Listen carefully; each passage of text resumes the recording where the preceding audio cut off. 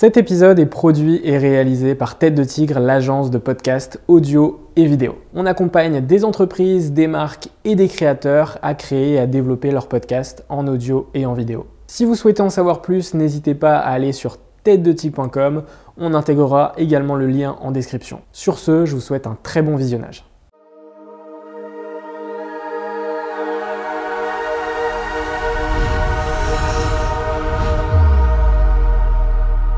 Bonjour Dominique, comment est-ce que tu vas ?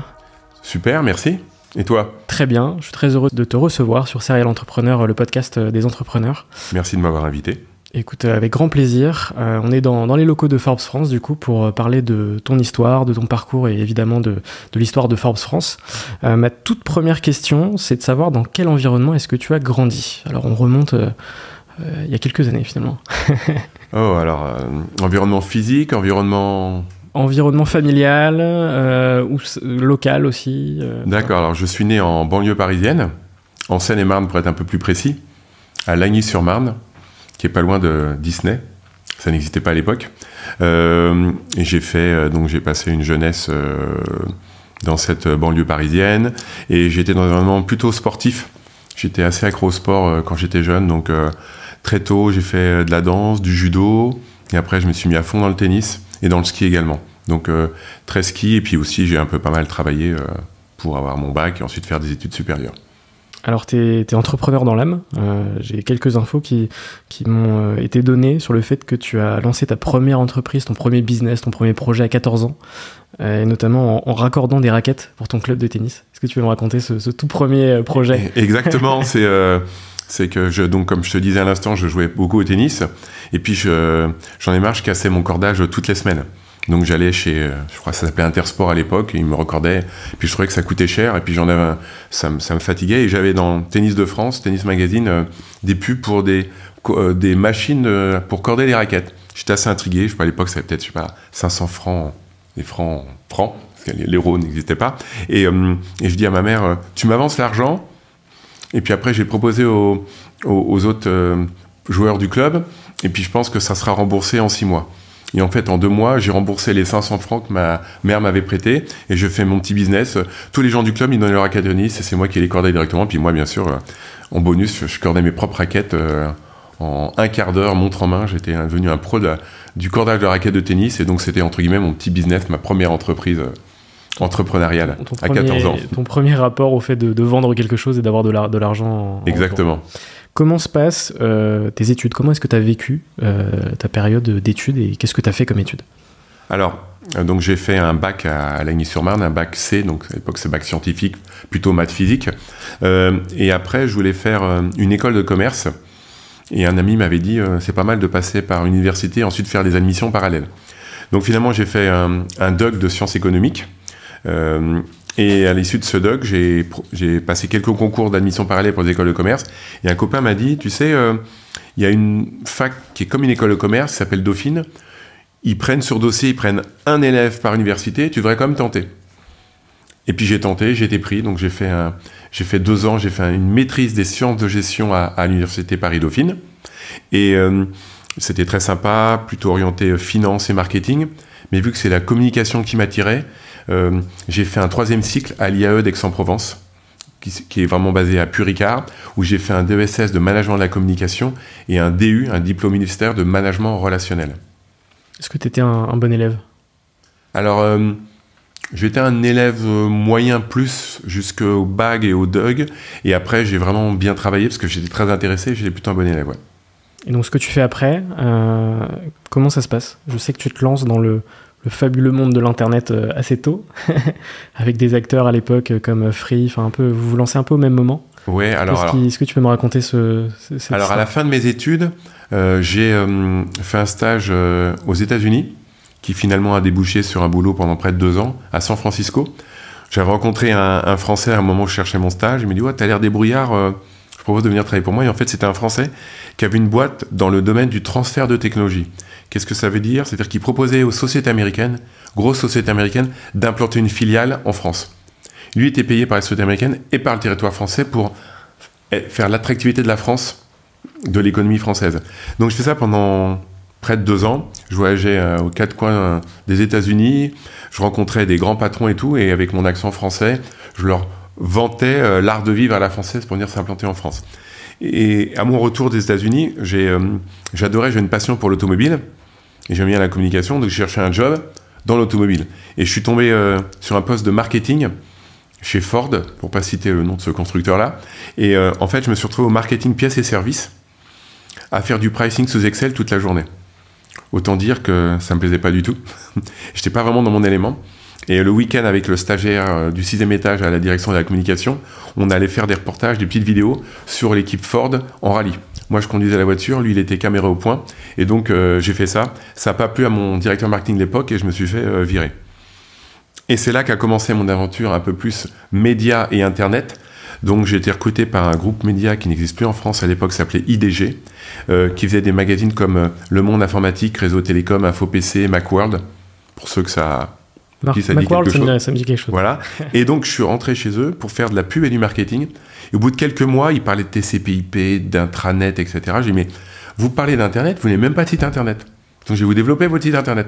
J'ai fait 2-3 partenariats, j'ai développé le site de Réseau Télécom, et en novembre 1995, attention, ça remonte à quelques années, j'ai vendu de la pub sur Internet. Et j'étais le premier en France à vendre de la pub sur Internet.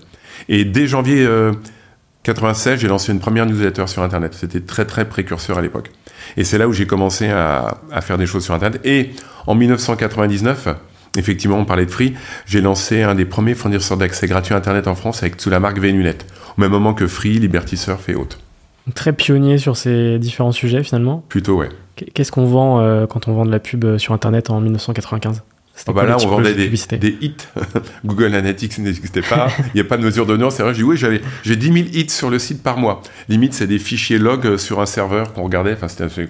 Et on avait même été capable de faire à l'époque, on a fait une pub déjà, ce qu'on appelle Rich Media. On a vendu une pub à la marque qui s'appelait Sun. Ils sont des serveurs. Et on avait le chien, leur chien qui représente la marque. Et quand on passait la souris par-dessus, il bougeait, il faisait wouf wouf. Une des premières pubs Rich Media au monde. Ok, excellent. Du coup, on va pouvoir passer à Forbes France, qui se lance officiellement en 2016, le lancement digital de Forbes France. Comment est-ce que ça se passe, le premier contact avec Forbes ? Est-ce que tu peux me revenir sur la genèse du projet ? Bien sûr. Alors, ça a commencé en septembre 2014, donc presque 2 ans avant, où j'ai contacté le président de Forbes. Il m'a dit tout de suite de mettre en rapport avec son vice-président des licences pour les magazines, ce que j'ai fait, et il m'a pas pris très au sérieux au début, ce vice-président dit oui, on va réfléchir. Je vous rappelle qu'un jour après, en disant alors, vous en êtes où ? Il me dit on va en parler, on sait pas trop. Et puis je lui dis mais je suis à New York là, on peut se voir demain ? Donc il m'a dit ok. En fait j'étais à Paris, j'étais pas à New York. Demain matin j'ai pris le premier avion, j'ai déjeuné avec lui. Et après, je dis, je pourrais rencontrer le président. Il me dit, oui, mais il est en rendez-vous. Je dis, je peux attendre un peu. J'ai attendu 3 heures à son bureau et je l'ai rencontré. Et là, j'ai vu le président de Forbes et je lui ai dit, vous êtes dans 38 pays. Le magazine existe depuis près de 100 ans. Et vous n'êtes pas en France. Il faut lancer Forbes en France avec moi et personne d'autre. C'est le premier contact avec le président de Forbes. Donc une histoire assez sympa. Voilà. Et puis, il m'a dit, on va réfléchir. 15 jours après, il m'a demandé de revenir à New York et de présenter mon projet auprès des 8 vice-présidents marketing, éditorial, sales, finance, en disant pourquoi on ferait Forbes en France avec toi et personne d'autre. Et là, j'ai dit que ça serait bien de faire un lancement différent de ce qu'ils ont fait par le passé. Au lieu de faire un lancement d'un magazine mensuel avec ensuite une déclinaison web, on va faire un lancement web first et on fera une déclinaison sur un trimestriel sur l'économie en forme de book magazine. C'est quoi ton expérience avant Forbes France sur la partie magazine, média ce genre de choses? Donc en 95, je travaillais pour un magazine qui s'appelait Réseau Télécom. Et ensuite, j'ai basculé complètement sur l'Internet. Et je suis revenu sur la partie print en 2017, quand j'ai lancé la version print de Forbes. Mais entre-temps, j'avais travaillé pour des sites médias de marque, pour le groupe EMAP, qui est devenu Mandadori, qui maintenant s'appelle Reworld Media aujourd'hui. Oui, bien sûr, très connu. J'avais lancé la co-entreprise EMAP Wanadoo en 2000. C'était assez précurseur. L'époque de la convergence des tuyaux et du content. EMAP avait des magazines, toujours des magazines, ça s'appelle plus EMAP, mais comme Top Santé, FHM, Autojournal, Auto Plus, Télépoche, Téléstar, enfin plein de magazines. Et ils avaient beaucoup de contenu, mais ils étaient très en retard dans le monde du digital, de l'Internet. Et d'un autre côté, à l'époque, Wanadoo, qui est maintenant Orange, avait une audience quasi monopolistique à l'époque en termes de... C'était des dizaines de millions d'internautes, mais ils n'avaient pas de contenu. Donc, ils se sont dit, on va s'associer, on va monter une société commune. Et un cabinet de chasse de tête était venu me chercher à l'époque, parce que j'avais fait du bruit avec l'Internet gratuit, VenuNet et autres, et j'ai lancé cette co-entreprise. Donc, j'ai fait les sites autojournal.fr et j'avais aussi le site Wanadoo Auto. Donc, j'ai fait plein de sites, plein de médias de marque à l'époque comme ça. Donc, quasi une vingtaine d'années d'expérience dans les médias avant de passer sur Forbes France. Exactement, un petit peu d'expérience. C'est pas un hasard complet. Comment est-ce que tu as créé le tout premier magazine de Forbes France? Est-ce que tu peux me raconter ce processus de justement la signature avec Forbes à la livraison, entre guillemets, à la sortie de ce premier magazine? Alors, comme tu l'as évoqué tout à l'heure, on a lancé le site internet en octobre 2016. Et l'idée, comme j'avais vendu ça aux gens de Forbes et ce que j'ai fait, je me suis dit, on va lancer le site. Donc j'ai recruté 1, 2, 3 journalistes pour commencer. Et aussi, c'est un peu le modèle de Forbes, j'ai recruté ce qu'on appelle des contributeurs.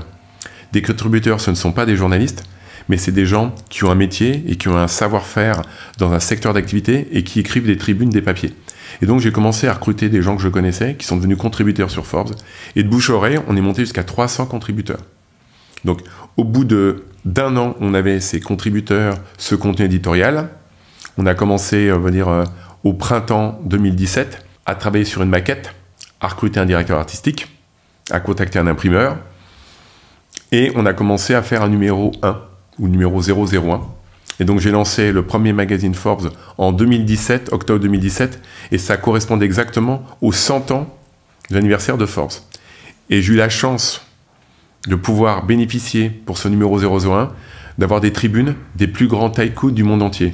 Donc Elon Musk, Jeff Bezos, Warren Buffett, Mark Zuckerberg, j'en passe et des meilleurs, ont écrit pour le Forbes centenaire, et aussi donc j'ai traduit, j'avais des tribunes pour le Forbes France.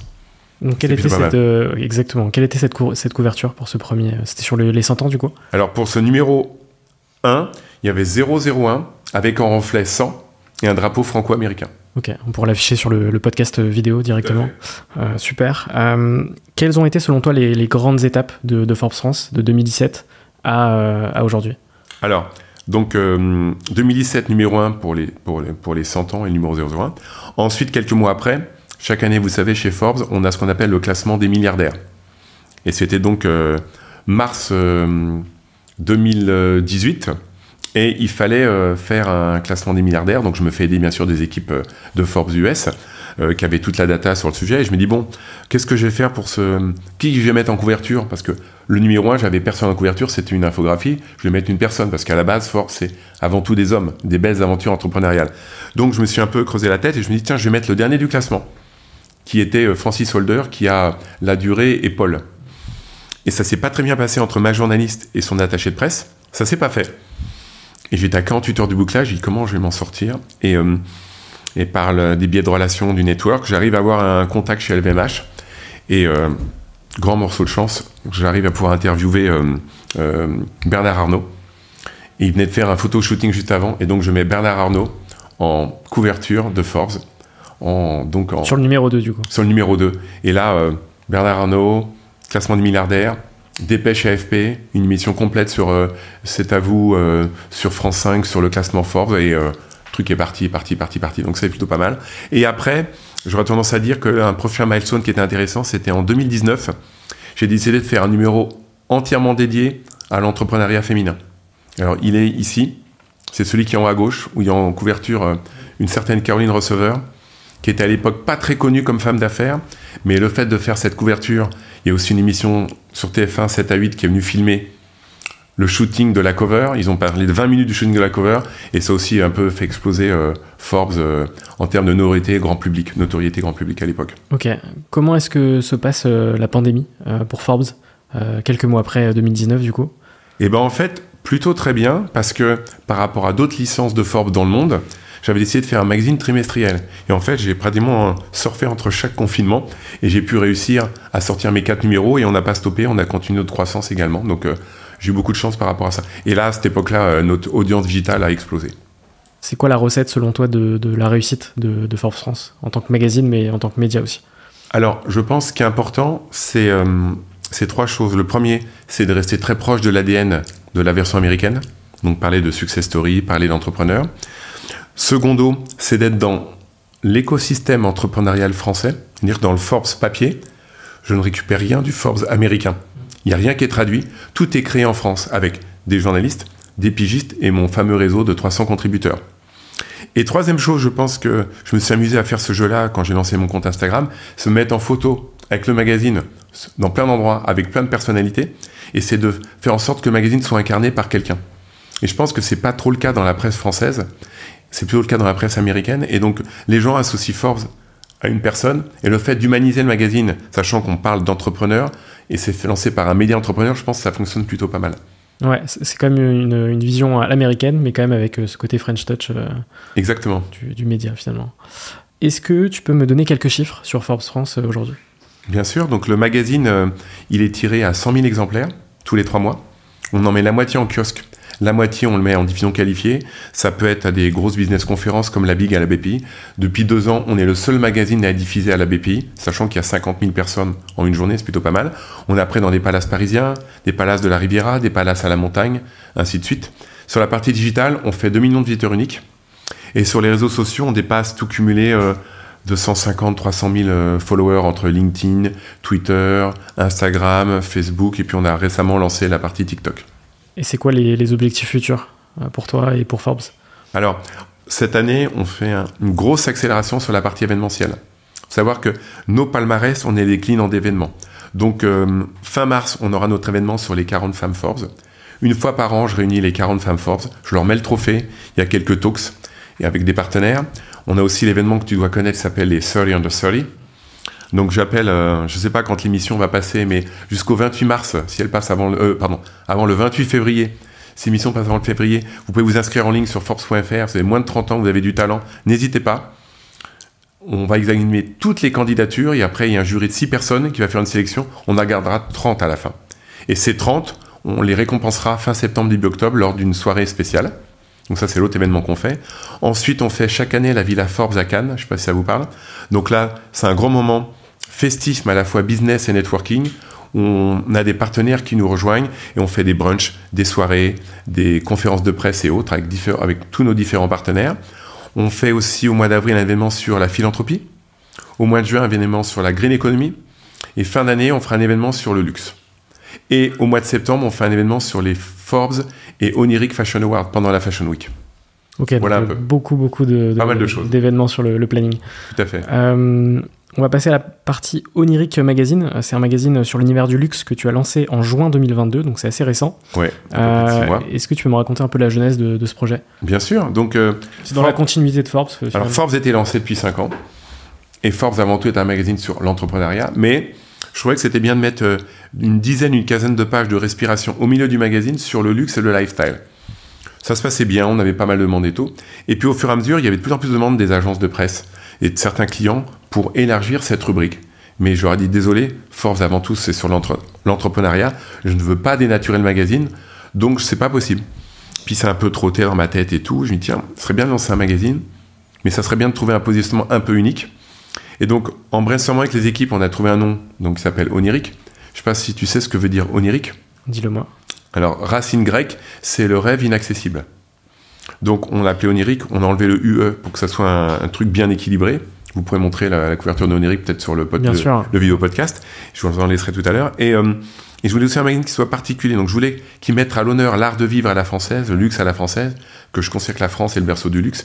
Et s'il y a un magazine qui doit être lancé en France sur le luxe, c'est un magazine qui doit être lancé sur le luxe, il doit être d'origine française et pas d'origine anglo-saxonne.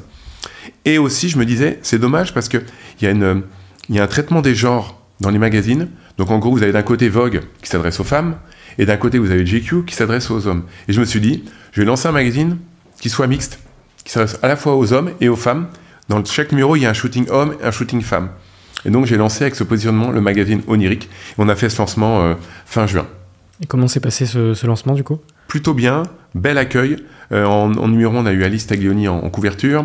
On a eu quelques beaux pages sur l'art, quelques beaux interviews.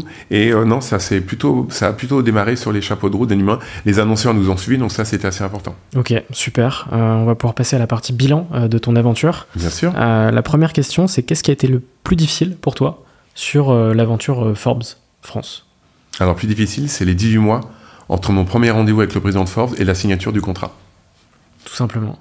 Entre ta première rencontre en 2014 à la signature, il y a 18 mois du coup. Ouais, parce qu'à l'époque, Forbes avait des nouveaux actionnaires et au bout de 2 mois de discussion, donc il m'envoie, je me souviens très bien, le 23 décembre 2014, il m'envoie un mail avec un draft de contrat en me disant « Merry Christmas ». Pendant toutes les vacances de Noël, je regarde ce contrat, on fait quelques modifs et tout, trop content. Et le 5 janvier, on fait un call, il me dit « Bon, il y a un petit souci, nos nouveaux actionnaires veulent plus faire d'accord de licence ». Là, le ciel m'est tombé sur la tête, comme on dit.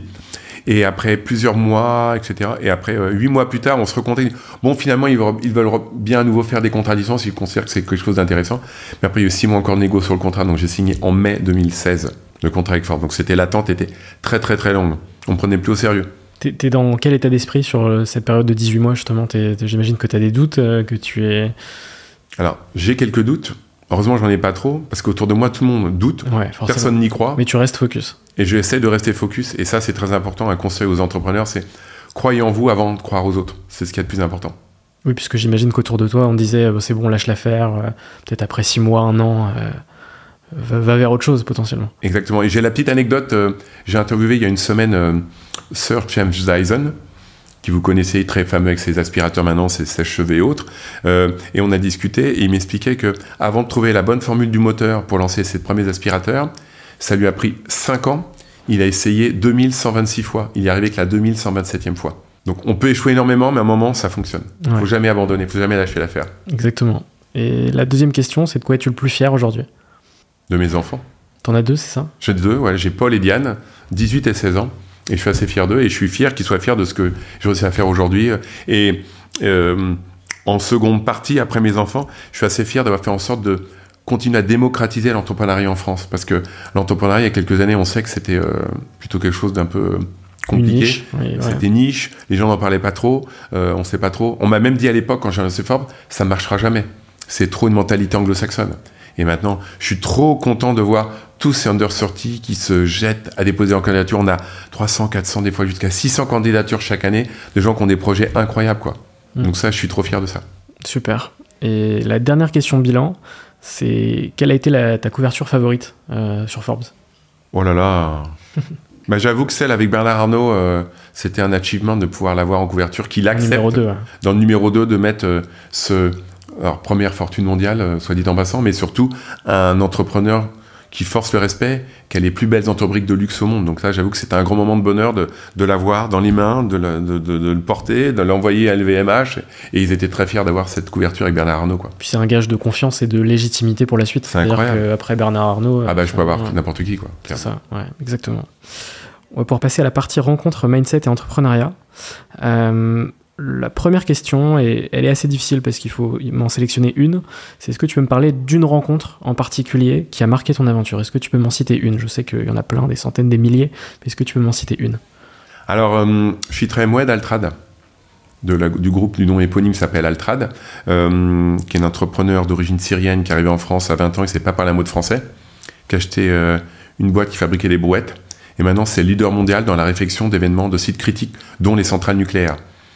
Ce monsieur parle tout doucement, j'ai été l'interviewer, je me rapprochais de lui avec mon téléphone pour l'interviewer, il s'écartait, et de plus en plus. Et au bout d'1 heure, 2 heures, il a commencé à s'ouvrir, et on a eu une super interaction, et on est devenu assez proches, parce qu'il avait un esprit business incroyable. Il n'a pas d'assistante, il fait tout lui-même. Okay, même s'il a des milliers d'employés dans le monde entier. Puis quelqu'un d'assez discret, j'imagine. Très discret. Comme tous les grands dirigeants, finalement. Exactement. Non, c'est une belle rencontre incroyable. Il y en a eu plein d'autres, mais celle-là, elle était assez marquante. Ok, super. Toi, tu es un homme de réseau. Quel est ton meilleur conseil pour connecter justement avec des gens? Alors déjà, il faut sortir, il faut aller dans des événements, ça c'est important. Et quand vous allez voir quelqu'un, il ne faut pas lui demander quelque chose. Il faut plutôt venir avec une solution ou plutôt lui proposer un service, être dans l'interaction, dans l'échange. Parce que demander uniquement, ça ne fonctionne pas. Donc, dans le réseau, il faut savoir, d'une part, entretenir son réseau, et ça prend du temps, c'est pas facile, mais surtout, être dans le partage d'informations. Et là, ça peut fonctionner. Donner avant de chercher à recevoir. Donner avant de... Exactement. Ça, c'est quelque chose d'important. Est-ce que tu as une anecdote croustillante sur ces derniers mois, ces dernières années à me raconter? Alors, j'ai une anecdote de ce qui s'est passé aux États-Unis avec Forbes US, qui est assez croustillante et intéressante. C'est que chaque année, on fait le classement des milliardaires aux US et dans le monde entier. Alors, en France, c'est vivants heureux et vont cacher. Donc en gros, les milliardaires ne font aucun commentaire sur leur fortune, ils disent rien du tout. Ils prennent le chiffre avec l'argent comptant qu'on met dans le magazine Forbes. Et aux États-Unis, donc c'était il y a 1 an ou 2, j'avais discuté, ou il y a 3 ans avec le rédacteur en chef de Forbes US. Il me racontait qu'il a été convoqué dans le bureau d'un des milliardaires. Donc il y va, je vous donnerai le nom à la fin, ça sera plus drôle. Et il lui dit, bon, cher monsieur, il y a un gros problème là sur le classement de milliardaires, il manque 5 milliards à ma fortune. Alors le mec de Forbes dit, écoutez, il était venu avec tous les papiers, voilà, on a ça, donc désolé, monsieur, mais je peux pas faire de modification, parce que selon nos trucs, à moins que vous m'apportiez des éléments différents qui ne corroborent pas ce que j'ai là, c'est pas possible. Et le milliardaire en question était vraiment pas content, et donc il sort le rédacteur-chef sort du bureau et puis dit ouais, au revoir monsieur Trump. C'était Donald Trump qui insistait pour avoir sa fortune qui était réévaluée. Ok, donc l'importance de Forbes quand même, pour lui en tout cas était... Voilà, et le rédacteur-chef a tenu tête, parce qu'à l'époque il était quand même président des États-Unis. Ah, il est venu en tant que président des États-Unis. Non, il est venu quand il était quand même président des États-Unis. Oui, bien et sûr. qui voulait faire augmenter sa fortune. Ça n'est vrai, vous n'imaginez ça en France, mais jamais de la vie. Ok, super anecdote. Est-ce que tu peux me citer 3 personnes qui t'inspirent le plus aujourd'hui ? Qu'elles soient artistes, entrepreneurs, dirigeants. Alors, il y a un dirigeant qui est complètement fou, qui est un peu dans la polémique ces derniers temps, c'est Elon Musk. Pour lui, rien n'est impossible.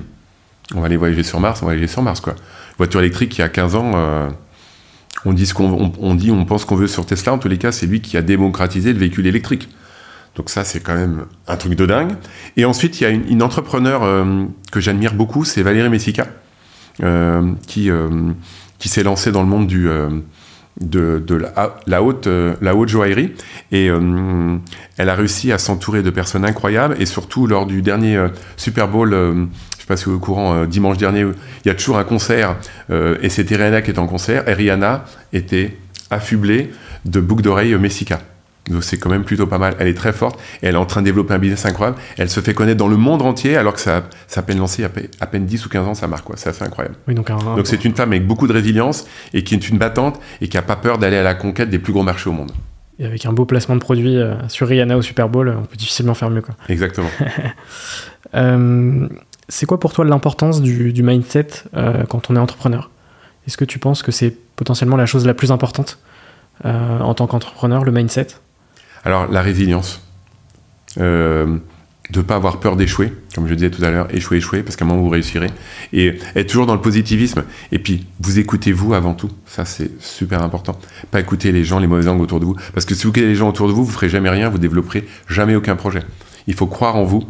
Et croire en votre destin, et vous dire que rien n'est impossible, et puis y aller. Ça prend du temps, c'est jamais aussi rapide qu'on peut l'espérer, mais y aller, ne jamais abandonner. On va pouvoir passer à la dernière partie du podcast. La première question, c'est qu'est-ce que tu fais pour aller mieux ? Qu'est-ce que je fais pour aller mieux ? Je travaille beaucoup. J'arrête jamais de travailler. Soirée, week-end, tout le temps, non-stop. Je suis toujours quelque part aussi un peu en représentation, donc je bosse. Des fois, on me dit, il faudrait que tu lâches un peu le pied, mais effectivement, en fait, c'est de s'épanouir dans son travail, il n'y a rien de mieux, quoi. Parce que quand j'ai travaillé, c'est pas un travail, en fait. Bien sûr. Est-ce que tu as un livre à me conseiller ?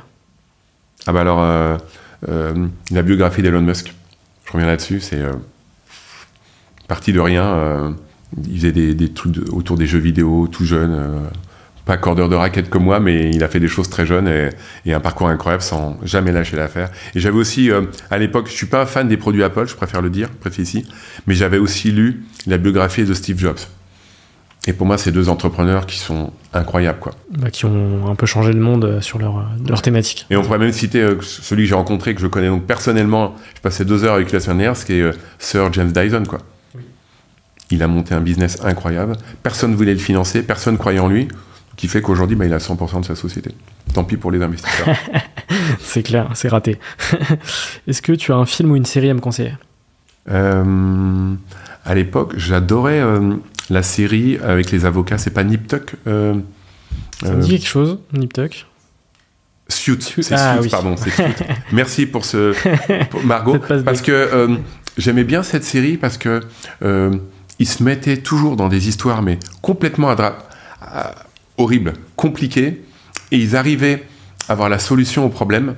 Et ça peut aussi pas mal inspirer les entrepreneurs. C'est-à-dire qu'en gros, ils étaient il y avait tous les éléments contre eux, et ils trouvaient toujours la petite différence, le petit point d'engrenage qui faisait qu'ils arrivaient à s'en sortir et à retourner la situation à leur faveur. Et ça, c'est une belle leçon d'entrepreneuriat également. Ouais, exactement.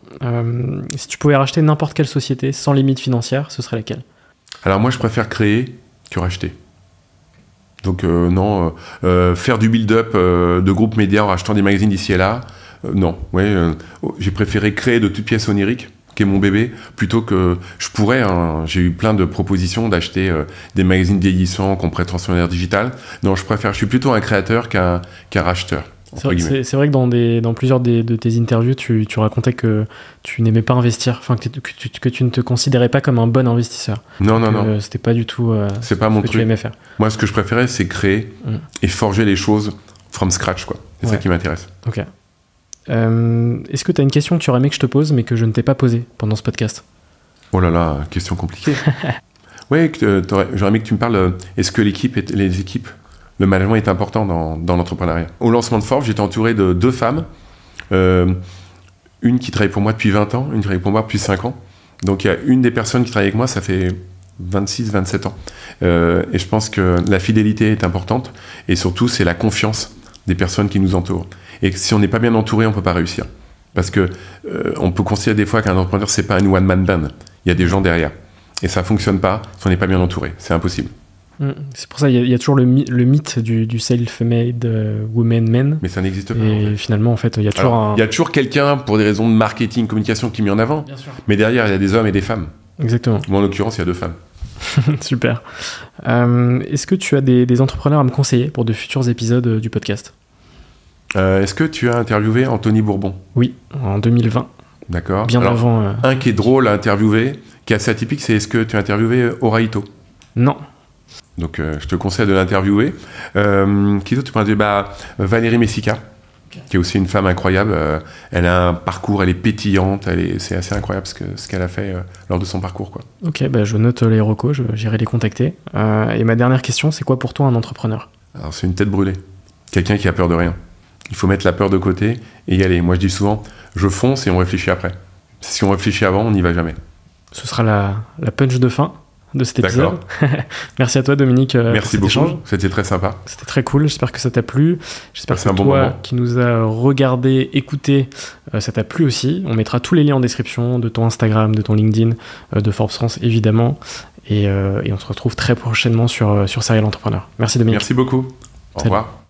Merci d'avoir visionné cet épisode, j'espère qu'il vous a plu. N'hésitez pas à vous abonner à la chaîne de Serial Entrepreneur, de laisser votre plus beau like et votre meilleur commentaire. Et si vous souhaitez vous lancer dans le podcast vidéo, n'hésitez pas à nous contacter sur têtedetique.com, on mettra le lien en description. Salut!